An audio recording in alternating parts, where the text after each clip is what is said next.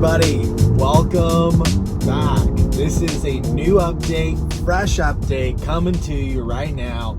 I just finished the update and I'm super pumped to see, honestly, I'm mostly pumped to see if the nagging is any better. I will be checking to see if those artifacts and the little lines and colors on the lines that I noticed in the parking lot are still there or they're gone, because that'll be interesting to see.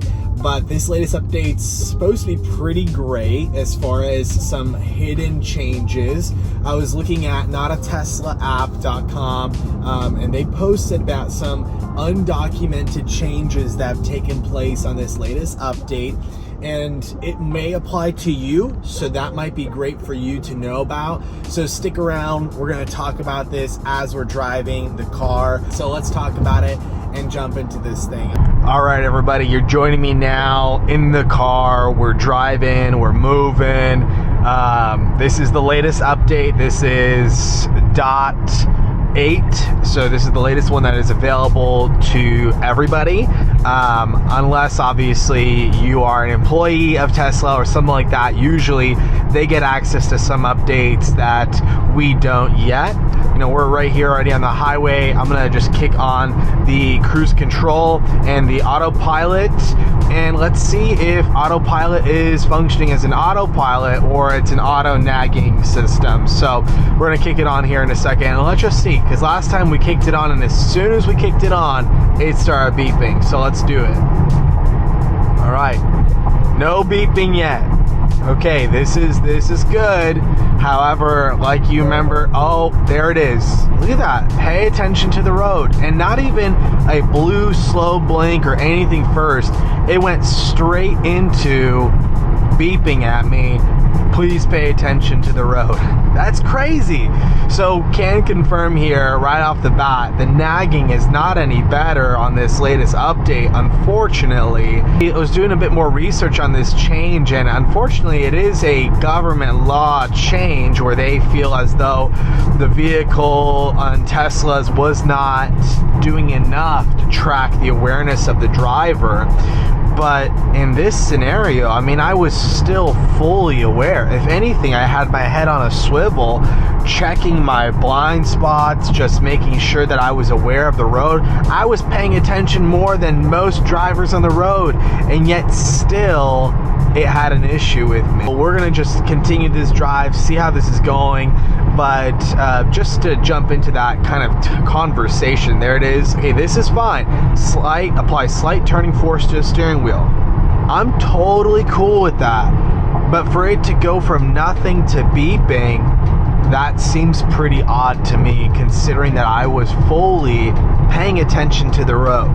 Very, very strange, very strange. But with this latest update, there's a couple of undocumented changes to it, and this might apply to you, it might not, but really the biggest change that is undocumented in this latest update is for the parking assist. And I think that this is mostly for people that have the ultrasonic sensors, or abbreviated the USS, on their vehicle. So if you have ultrasonic sensors, you haven't really benefited from the Vision high fidelity parking assist like I showed you, the visual update.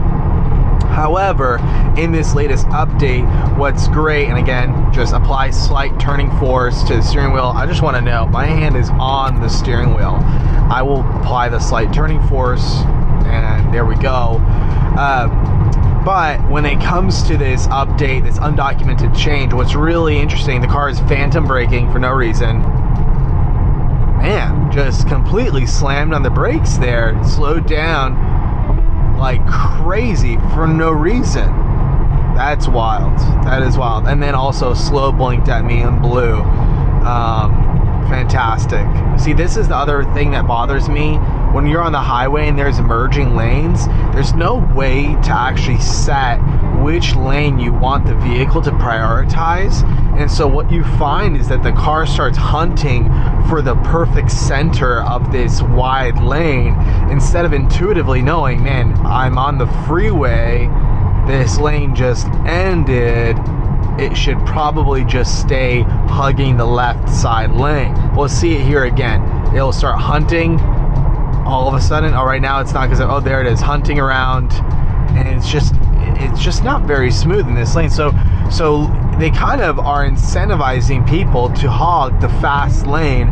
I know that there's, even on the Volkswagens, I believe on the Golf, it allows you to select a lane manually if necessary, so that it's not hunting and picking which side it's going to be on. So very strange. It's showing two semi trucks here, the visual. But you have ultrasonic sensors, you might have been kind of bummed because you haven't benefited from that visual update. But I'm gonna pull into this parking lot here in a second and just kind of show you visually. Even though I don't have ultrasonic sensors, I'll do my best to explain what their findings were so that you can have a better idea of what I'm talking about here. But really what this does is that when you are backing up, it shows on this display here the distances that you are to different things. And when you are in reverse, it also shows the little lines similar to what you see in the reverse camera. And so in the ultrasonic sensors before, it would show the distance that you were from whatever it was that you were backing up, but I don't know if anybody really knew what exactly it was referring to as far as the distance, because it would show that you were close to the wall on the left, it would show maybe the wall on the right, and you didn't really totally know exactly what distance they were referring to. Is it to this wall? Is it to the actual curb that I'm pulling up to? What's the distance that it's measuring in this situation? And so what we'll see here, and I'll show it to you guys, is that now in this new update for the ultrasonic sensors, when you turn the wheel and that predictive where your car is going to go as you reverse changes, it will actually adjust for whatever it's pointing towards for the purpose of the actual distance of that your vehicle to that object. So that's a pretty great little tweak. That's honestly, for a lot of people with ultrasonic sensors, that's going to make a massive improvement for you. However, as you've seen already on this short drive, the amount of nagging that takes place is not worth that little lifestyle help. So if it was me, I would highly recommend not updating yet. But let's jump into that. I'm gonna show you guys here how this looks when you are backing up into a spot, and what the screen really looks like here. All right, everyone, here we're backing up, and these are the lines that I was referring to, that we had them on the camera here beforehand. And so what you can see here is, obviously we have these little lines here, and I'm showing you how it's showing the predictive parking and all that. And so what I'm referring to with the ultrasonic sensors is that right now you can see it's showing that I'm pretty close to this curb here, but with ultrasonic sensors, it doesn't show any of this visual update. It just shows the distance you are from the things you're parking from. And so if I was to be parking closer to this vehicle, for example, and let's just say, I'm going to pull forward for a second here, but let's just say when I was backing up, I had this turned this way, and see now my wheel is fully turned to the left, and you could see that it's predicting the car is going to go here and hit this car. If I back up, on ultrasonic sensor vehicles, it'll show you the distance to this rather than the distance to the curb, because that's actually going to be the thing that you're closest to and most possibly going to be hitting in this moment. So this is a nice quality of life update that's taken place for people with ultrasonic sensors. But again, on this latest update, and I'll just show it to you here since we're here, on this latest update, 2023.44.30.8. We're on the latest update as of today, January 10th, and yet what we find is that the nagging is still as bad as it's been. And if anything, I've never had a phantom braking issue there in that moment, and yet we have that. So really, to just kind of be covering this here, this update is great. However, again, if you have not updated to the holiday update, though it is great, though it is fun, I love that my car makes a different sound every time it locks, I really don't think that the trade-off is still worth it. I had seen a few people, somebody commented in regards to the single pole for the autopilot versus the double pole, and they have full self-driving beta, and they had said that for them, they've actually found that they enjoy it more, that there's a single pole and it disengages when they want it to disengage. And they actually commented saying that they've seen that they've had less issues, not less, but not really new issues with the full self-driving side of things with nagging and the steering wheel. So I'm wondering, I don't know, if that is true, which I can't verify at this point. If you want to help me verify that, please do use my referral code in the description there, because whenever you do those referrals when you're purchasing a Tesla, it helps me be able to create better content, get the FSD and things like that. And so I vow to use it for that. Also for acceleration boost, which would be fantastic. I'm pretty close. A few of you have used that, so I just need a couple more referrals now that the actual point numbers have changed. But once we get FSD, we'll be able to test the regular autopilot versus the FSD. But I don't want to. I want to speculate. This is not factual. I have nothing to prove this. I have not been able to test this, but I'm wondering if maybe the rules are a little bit looser on people that have the full self-driving beta versus us autopilot users, and maybe they'll start pushing to try and say like, oh well, if you want less nag, then pay for the upgrade for full self-driving. Again, that's very speculatory, totally I don't have any evidence to prove that that is the case, but that's what I just wanted to present, because I've not heard that from anybody that they haven't, that's been the case, and I haven't heard otherwise from anyone. So if you have full self-driving beta and you are on the latest update, please do comment below if you've had increased issues with nagging. But we're gonna hop back into this drive here, so let's get back on the road, see what this drive's all about, and see how bad the nagging it really is. All right, everybody, man, that never gets old. That instant power and torque of a Tesla, I love that. Okay, there's you know, the update hasn't been fun as far as the autopilot goes, but that is totally unchanged. So just to jump back into this drive here, I'm gonna kick the autopilot on and set the speed. Look at that, beeping immediately. There was not a single thing, and I didn't even torque the wheel. It went away. I don't understand this. It's so obnoxious. I don't understand why it's beeping so much, but you just witnessed it there yourself. Literally eyes on the road, eyes ahead, and yet it beeped immediately. When it comes to this single pole, see, hands on the wheel, slight turning force, man, it is wild how much this has never bothered me beforehand. But see right here, when I was switching lanes, what I love about the double pole is that when I'm switching, man, again, it feels like it's worse almost. This is crazy. It is beeping constantly. That is crazy. That is crazy.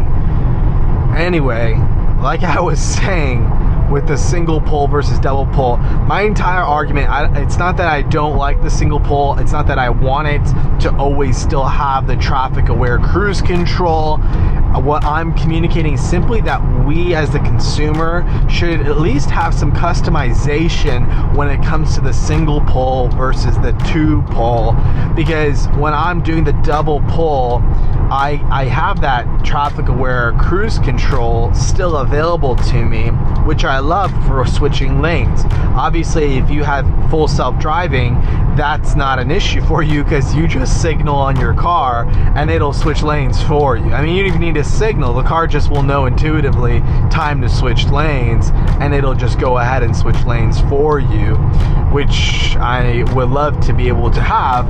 However, for us autopilot users, when we're doing the single pole and we don't have traffic aware cruise control available to us, what we end up having is a very jolty, non-fluid experience with switching lanes, because it completely kicks off any cruise control, any speed awareness, whatever it may be. So all I'm saying is that I think Tesla should have the option that if I have single pole activated, that when I disengage it to switch lanes, that it will go to traffic aware cruise control instead of fully disengaging. Now again, all I'm asking for is the choice, because I think that you'll find many people will actually utilize that feature a lot more. And really for me, I'm finding that the issue I'm facing with this new Autopilot is I end up trying to use the traffic aware cruise control more than the actual Autopilot. So that being said, that's been my experience. This is a very short drive, but I hope you enjoyed. I hope you continue to tune in. You know, I love making these update videos. I love nerding out on these details. And on the other side, if you're just a Tesla fan and you don't love other cars or anything like that, I still love making videos of the other cars. So do check out the other videos as well. I think I'm going to start trying to make it a staple thing. Canyons and coffee, or coffee and canyons, whatever it is, where we make some good coffee. We go Saturday morning, drive some fun canyon roads, and just document the drive. I just ordered some microphones so I can put a microphone in the engine bay and try and put one on the exhaust. I'm gonna try out these wireless mics, see how they work, how's the quality, and I'd love any feedback. If there's things that you like or don't like in this video, I love any feedback that you give and that you make. So feel free to give that feedback in the comments. Like the video, dislike the video. Honestly, regardless, I'm so happy to receive that feedback from you. Looks like all these white lines are no longer showing those green and pink colors. So that's awesome. That has been fixed in this latest update, which is a plus. So just to conclude this drive, and honestly to thank you guys, like I said, if you are subscribed and you have liked the video, I appreciate that. And if you like these videos, I appreciate that as well. If you don't like them, let me know. I'm very new to this, and so what that really means for me is I'm ready to receive some constructive criticism. I love criticism when it's constructive, and honestly, when you're not giving it to me constructively, I'm going to navigate that either way, and I'm going to try and find the benefits and the adjustments that are necessary to make it good, make it quality. And so as we are on this journey, really all together, I appreciate any information that you may give, any information you may share. So please do send it my way, put it in the comments, and I'm really excited to continue making videos for all of you. So thank you so much for jumping in, tuning into this video. You got a snapshot of how challenging, to be kind with my words, this latest update has been, and I'm excited to see where we go with this, and if it gets any better and we progress and hopefully don't have as many issues with our actual software here. If you know of a way to revert to old software in a Tesla, I genuinely would be curious on how to do that, just simply for the comparing purposes, just to be able to just give clear, obvious comparisons in the drives before the holiday update and in the after the holiday update. So thank you for tuning in. I'll see you guys next time. Check out one of these videos, and thank you so much for supporting what we're doing here. See you guys.